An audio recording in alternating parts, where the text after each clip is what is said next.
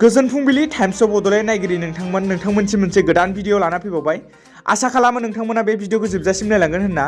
स' दिनैनि बयनिख्रुइ गिबिसिन खौराङाव दं जोंहा बिटिआरनि गाहाय मावफुंगिरि सोद्रोमाया आसामनि सीएम डक्टर हिमन्त बिश्व शर्मा आरो एडुकेशन मिनिस्टार रनज पेगु बिथांमोनखौ साबायखर बावदों।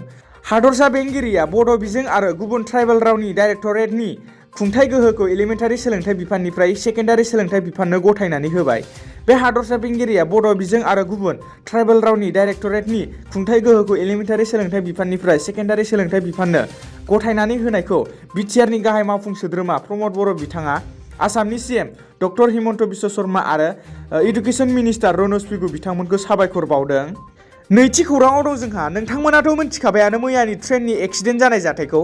मैयानि बे जाथाय जानायखौ मोजाङै डिटेल्सफोरखौ मोनथिजोबाखैमोन। स' दायो फुल डिटेल्सखौ आं नोंथांमोननिसिम लाबोबाय। जिहेतु मैयानि बे जाथाय जानाय बा एक्सिडेन्ट जानाय बिकानेर गुवाहाटी एक्सप्रेस ट्रेन 15633 आ पाटना फारसेनिफ्राय फैबाय थादोंमोन।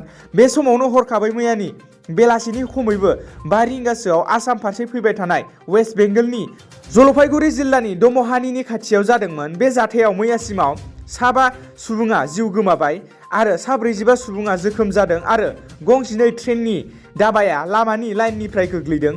जोखोम जानाय माखासे सुबुङा गोबां सिरियासआव दं होनना मोनथिनो मोन्दों आरो थैनायनि अनजिमाया बांनायखौ मोनथिनो मोन्दों। दासिमाव साबेसेया जिउ गोमाखौ बेखौ मिन्थिनो मोननाय जायाखै।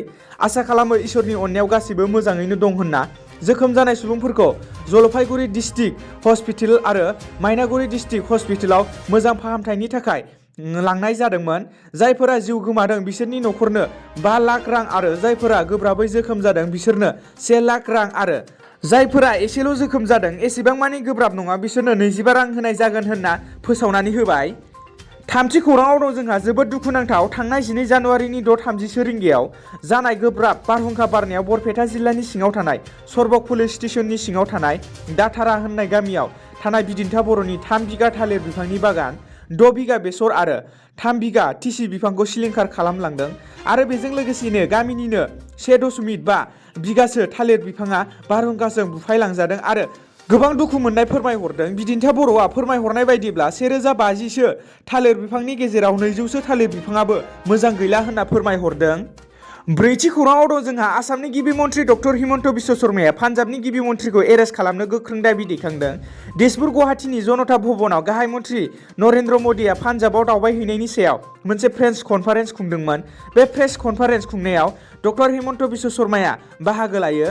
बिथाङा बे कनफारेन्सआव बुंदों गाहाय मन्थ्रि नरेन्द्र मदिया दावबायनो थांनायाव पान्जाबाव बुथारनो प्लानिं खालामदोंमोन। खालिसानि हेफाजाबगिरिया गाहाय मन्थ्रि नरेन्द्र मदिखौ बुथारनो थाखाय सिगाङावनो प्लानिं खालामखादोंमोन आरो गिबि मन्थ्रिया बुंबावदों दि कंग्रेसनि हाइकमान्ड आरो पान्जाबनि गिबि मन्थ्रि चरणजीत सिं सन्नियाया गाहाय मन्थ्रि नरेन्द्र मदिखौ बुथारनो फाव फान्दायदोंमोन। बिनि थाखायनो गिबि मन्थ्रि डक्टर हिमन्त बिश्व शर्माया पान्जाबनि गिबि मन्थ्रिखौ एरेस्ट खालामनो गोख्रों दाबि दैखांदों।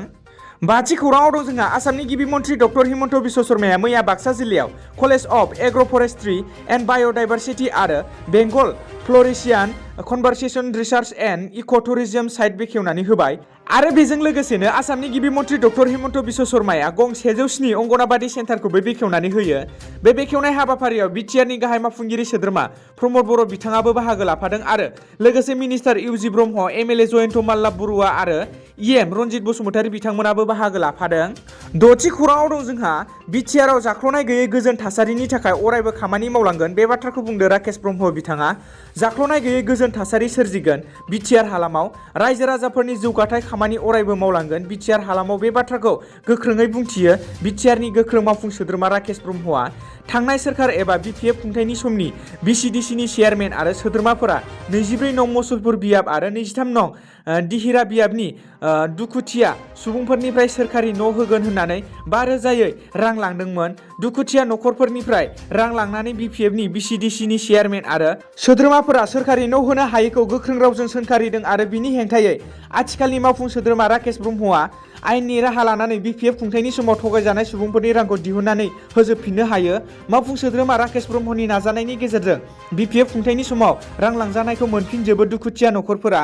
राकेश ब्रह्मनि बेफोरबायदि गोख्रों खामानि मावनायनि गेजेरजों थगायजानाय रांफोरखौ मोनफिनजोबनायनि थाखाय गोबां न'खरफोरानो फोरमायस' हायै गोजोननायखौ फोरमायथियो आरो राकेश ब्रह्मनि जै स्ल'गान होनायखौ नुनो मोन्दों।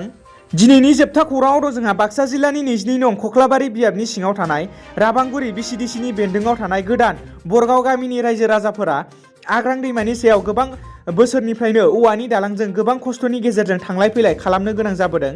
बिटिसिआव आगुनि 17 बोसोर सरखार बिपिएफ दोलोआ बिनि सायाव जेबो बिफाव लानायखौ नुनो मोनाखिसै। लोगोसे दिनैनि बिटिआरआव सरखार सालायनाय इउपिपिएल दोलोखौबो बिनि सायाव दिनैसिम जेबो राहा लायैखौ ओनसोलनि रायजो राजाफोरा दुखु मोननाय फोरमायदों। जायनि जाहोनाव सासे सीएम आरो केबिनेट मिनिस्टार थासेयावबो बे ओनसोलाव नायगिदिंफैयाखै होनना ओनसोलनि रायजो राजाफ्रा फोरमायदों। सरखारनि जेबो मदद आरो राहा लाजायैनि थाखाय गामिनि रायजो राजाफ्रा औवानि दालां बानायनायाव दासिमबो थांलाय फैलाय खालामबोदों आरो मैयाबो गोदानै औवानि दालां बानायनायाव मुखुब जानायखौ नुनो मोन्दों गामिनि रायजो राजाफोरखौ। दिनैनि गोथार फुंबिलिनि खौरां फोसावनाया एसेनोसै। गोजोन्थों।